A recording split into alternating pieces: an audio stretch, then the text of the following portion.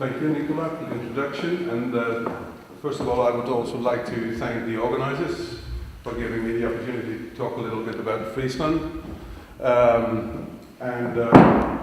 First of all, I'm Cor van der Meer, also responsible in daily life for the Mercator Research Center for Multilingualism and Language Learning, which is part of the Frisk Academy in Leeuwarden, the capital of Friesland. I had a few slides on my work. I will quickly go through it because I think we have some time issues here. I would like to address most of it on our education policy these days and some new developments and projects which might be of interest also for this region. Nevertheless, a few words on my work. Of course, the Mercator Research Center is known mostly probably by you as well. It's a kind of platform, academic platform in Europe where we work in daily life with. We are also member and lead partner of an academic network in Europe where we have partners on several locations. At the moment we have no projects running for the 5 or 6 of us, but in general we try to get EU funding to do projects on research in those. Excuse me. Yes. So, in mention quickly what we do. We perform research mostly on specific, with specific EU fundings. We publish reports, and one of the most famous reports are the dossiers, where we have more than 50 languages described in how they are involved in education and in the curriculum. These series also include Latgalian, and this is one of the last ones. It's Udmurt language in the Soviet area.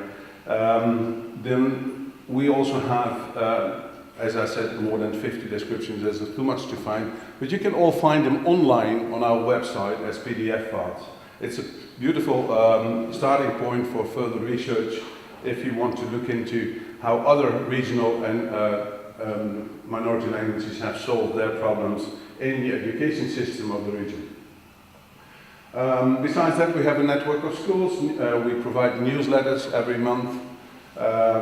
We run a lot of projects. The time is too short to go into that now. We organize on a regular basis conferences and seminars on specific topics dealing with issues which are of concern for all of us. And next to that, we have an advisory role for authorities, local authorities, and the European Commission. As you can see, one of the last reports we have done for the European Commission last year. Of course, I cannot leave you by inviting you to visit our conference, which is being organized next month already, from 22nd till 24th of May, which is the ICML, is International Conference for Minority Languages.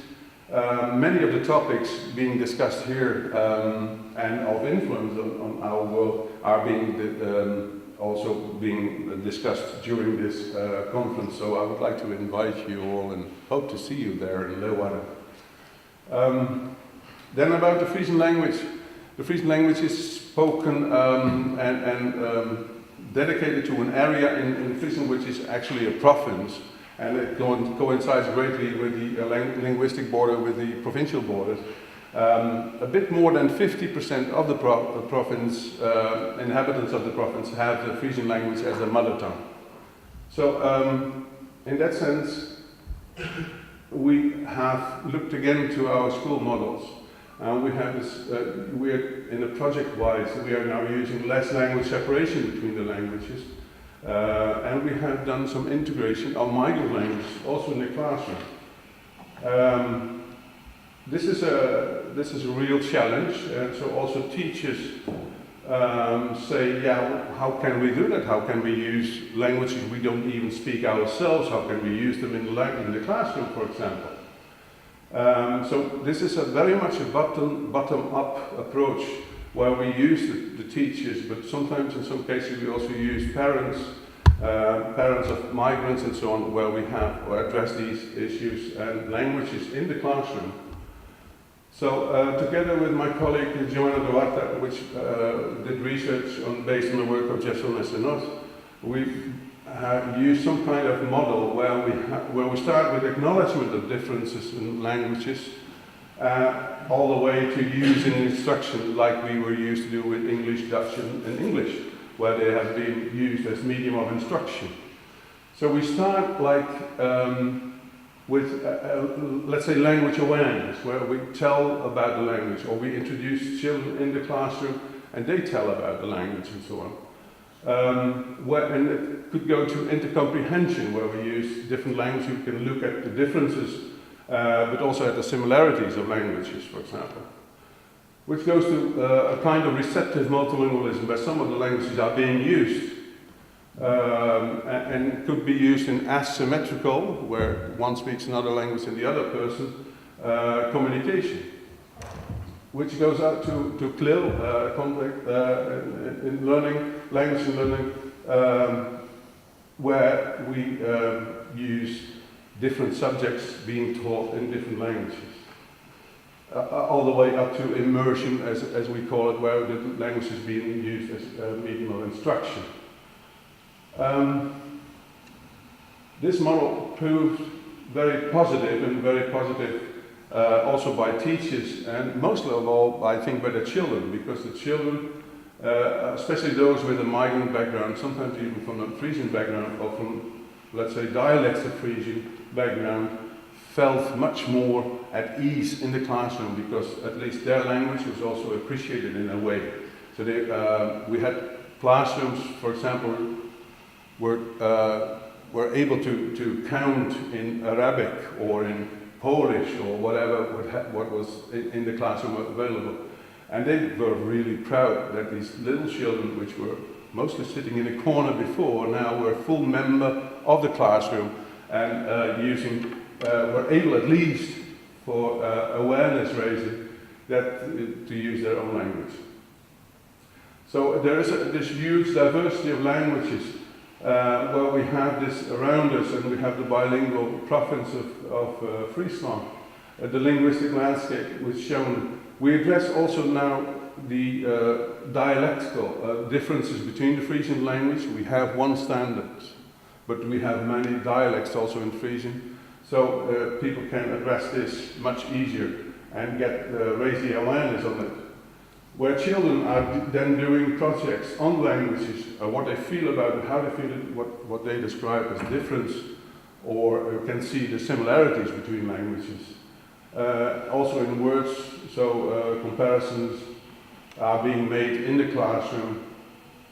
And of course, you know this kind of model where children tell what language is important for their mainly what they use in the shop or what they use at home and so on, which part of their body would it represent it to.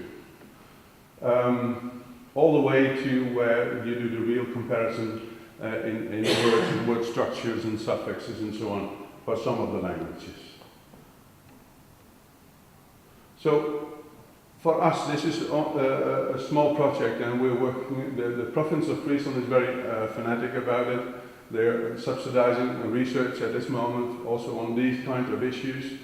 I think they are very important and could give a good reason to go further and to look into more detail in the role, not only in the, let's say, the migrant languages which I mentioned, but also in the regional differences of the languages and regional languages itself, which are there and around us as well.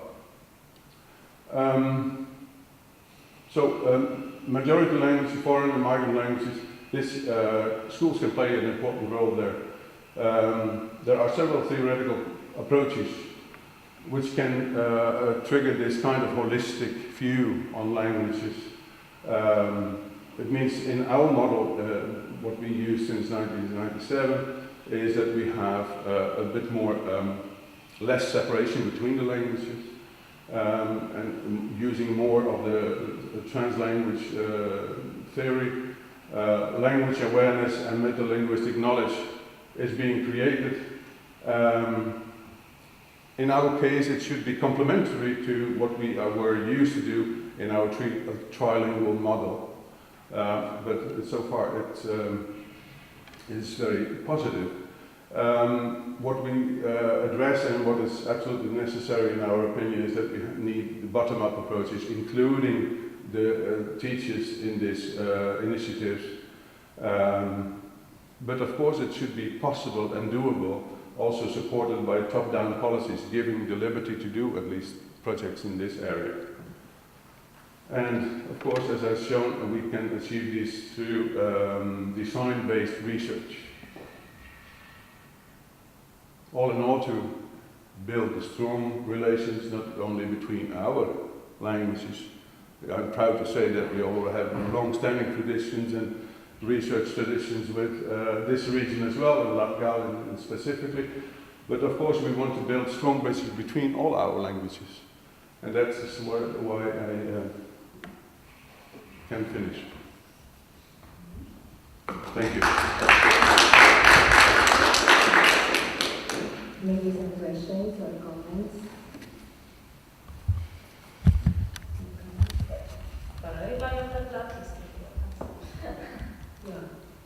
How many schools are participating or had participated in this trilingual project of education? That's a good question, and I'm sorry to say that that's not all of the schools. We started in 1997 with 7 project schools, which we followed closely by research. Now this kind of network of 7 schools has grown through the years till about between 80 and 100 schools now, which is nearly 30% of all primary schools. The other schools are, however, also obliged to use some Frisian in the lessons because we are, as Nicole already said, formally recognized minority language in the Netherlands, so our government ratified the charter. In that sense, they are also obliged to do some Frisian. But the trilingual model has a different kind of theoretical model, which is, as I hope I showed, also much better for the language itself and the children, is our strong belief. So it's about 100 schools now, from the 300. Thanks. And how old or how young children are in first grade in Friesland? First grade starts when they are 4 or 5 till 12. And then they go to secondary school. And on secondary school they have, at least for the first 2 years, an obligation to work on Frisian language as well. After that it's more voluntarily. The provincial government is looking for, let's say, a lifelong learning curve in that sense, that so that the children come from children's school till university and can be complete in a Frisian environment. But it's not there yet. Maybe I can ask something about variation. So do you have some problems with non-standardizing of Frisian, or there is one standard variety of Frisian which is used in schools and no discussion about it? Yeah. But then are you also somehow integrating dialects, other language varieties into this new approach to language diversity? And how do you do this? Well, first of all, yes, we have one standard language, and it's also being worked on a lot with at the Frisk Academy, so that we have one formal way of describing it, but we also address regional differences, so you can also find most of the regional differences also in our dictionaries. But we have one standard, and that is being taught at school as well. But in some cases and in some areas, all the children would know that they would use a different word for that. They are free to do so because it's part. We consider that as being part of our richness of the language. I think we feel even more proud of our Frisian language if we know that we have our regional differences.